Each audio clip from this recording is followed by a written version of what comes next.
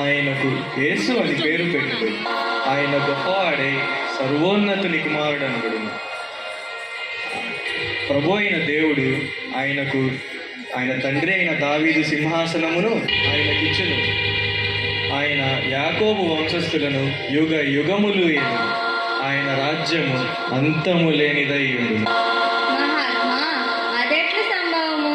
నేను కన్యను కదా.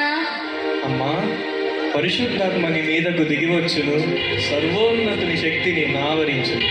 కాబట్టి పుట్టబోవు శిశువు పరిశుద్ధుడై దేవుని కుమారుడనబడు.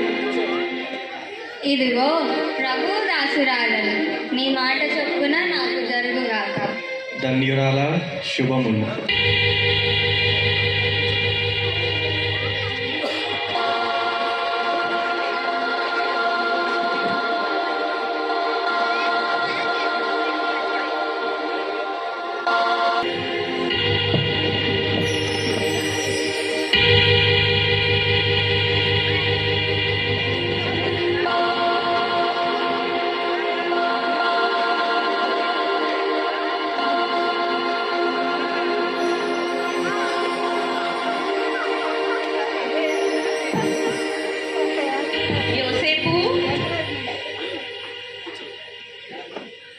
ప్రణామములు.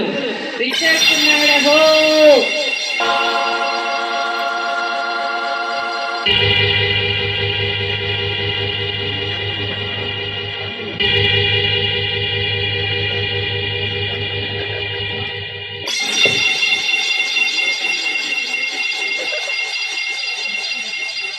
మహామంత్రి, మన యూదయ రాజ్యంన ప్రజలందరూ ఏ కొరత లేకుండా క్షేమంగానే ఉన్నారు కదా? అందరూ క్షేమంగానే ఉన్నారు ప్రభు.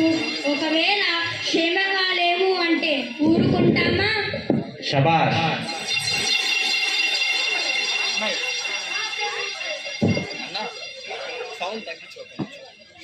మహాప్రభువులకు మహాప్రణామం.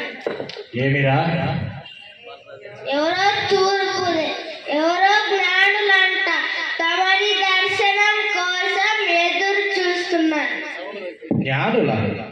మంత్రి, వింటివా? ఎవరు వీళ్ళు? ఎందుకు వచ్చినట్లు? ప్రభు, వింటిని, ఆలోచించుచుంటిని. ప్రవేశపెట్టుము.